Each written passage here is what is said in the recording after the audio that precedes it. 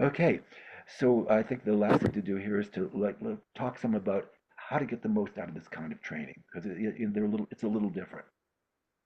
So the whole notion, the whole focus here is in every day, particularly Monday through Friday. It's a daily practice, something that you do today.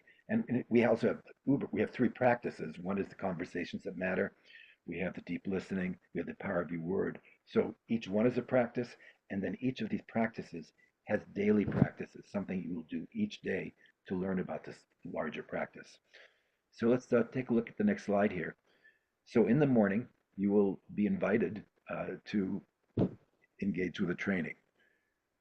So I guess this is the major difference between coming to a workshop or coming to a retreat. When you come to a workshop, you can just sit back and you'll be taken on a ride. Like, okay, now do this. Now turn to a partner and ask them this question. Okay, now we have this guided meditation. So you just sit there and it's like, great. All this stuff kind of happens and you interact with it. Okay, this is a little different. You actually have to decide every morning, do I want to be in the training? I mean, we'll try to make it easy for you. You'll get a notification. We'll try to say, hey, deep listening, you want to I'm play? in the meeting, yeah. Then you actually have to say, you have to choose. You actually have to choose, yes, I want to be in the training today and engage with it. So that's kind of a major difference. So you get to do that. This will be no great shock. We do research obviously at the end of these trainings, and there are 25 practices or however many there were. And so ask people, how many did you engage with? And then there's another question, how much did you get out of the training? Shocking. There was a direct relationship between engaging in training and getting things out of the training. Apparently, on some astral level, having them in your inbox, there's some value. They sit there and, somehow maybe you're getting something, but actually, you probably want to take a look at them. So, so that's the first step is, and so each day you're going to receive something. It's a daily skill teaching. It's something about listening. Here's a little trick towards listening, or a little way of doing it that will take it deeper.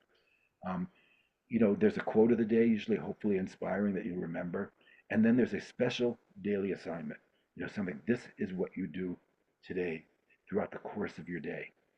Um, so the teaching and getting the assignment, you know, it might not 8 to 10 minutes, something like that. I mean, you can read it in 3 minutes, but you actually want to absorb it. There's a lot condensed into the reading. So 7, 8 minutes, if you think in the morning, to kind of engage with the practice for the day. The practices do build with each other. There's some method to the madness. We start with easier things and they get more challenging. And sometimes you'll notice that we'll ask you to do the same thing more than one day in a row. That's to build the habit. I Okay. will say too that I found such value in this for myself.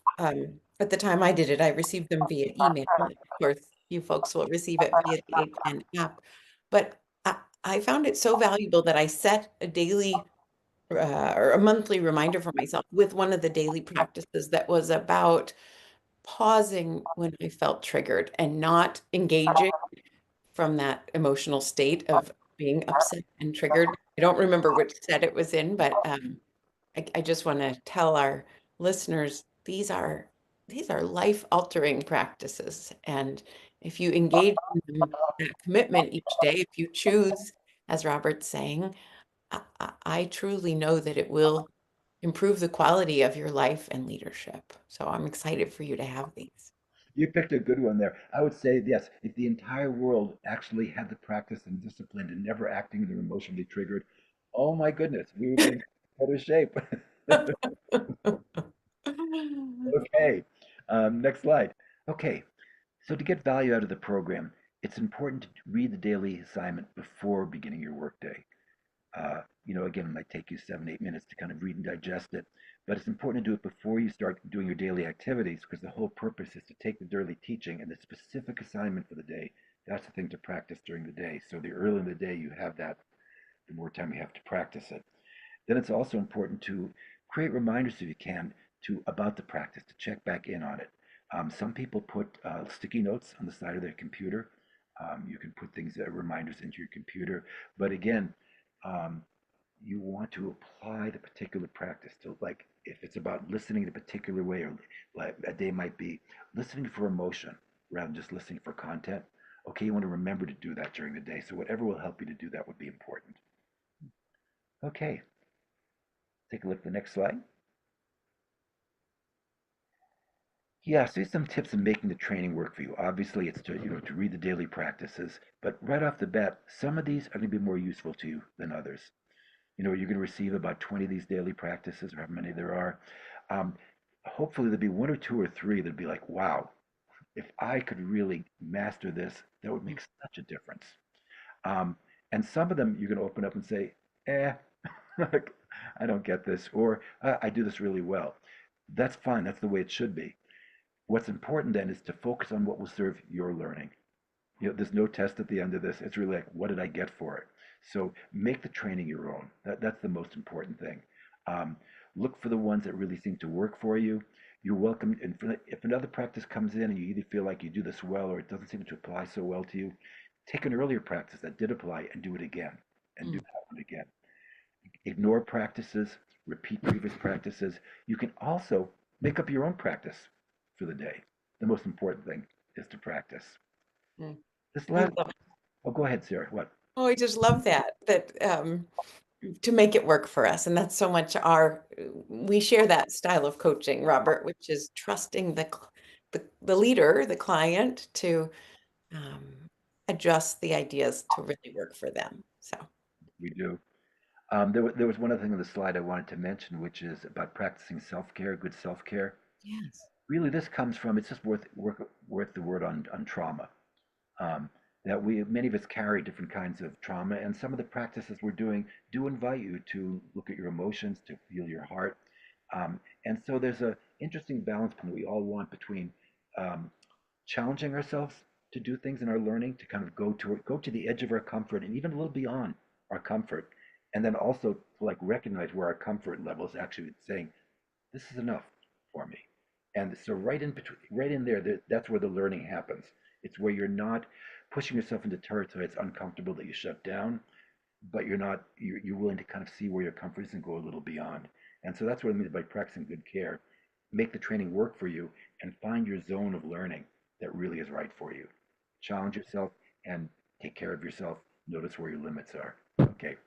And the last thing, I think, the cute little slide at the end.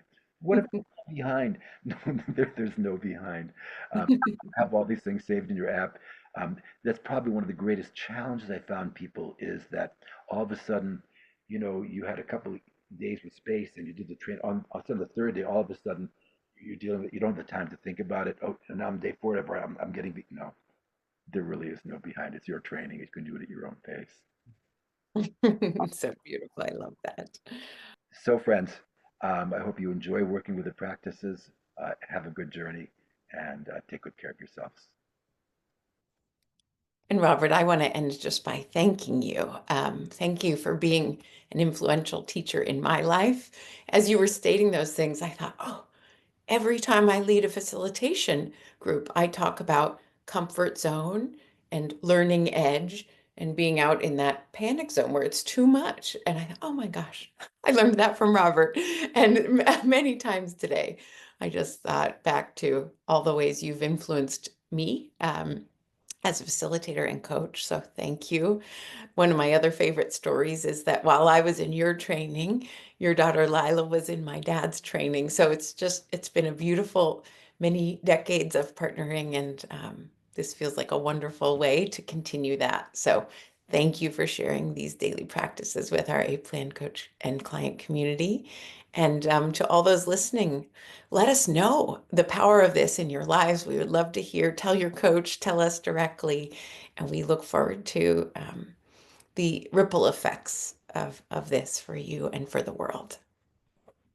Thank you.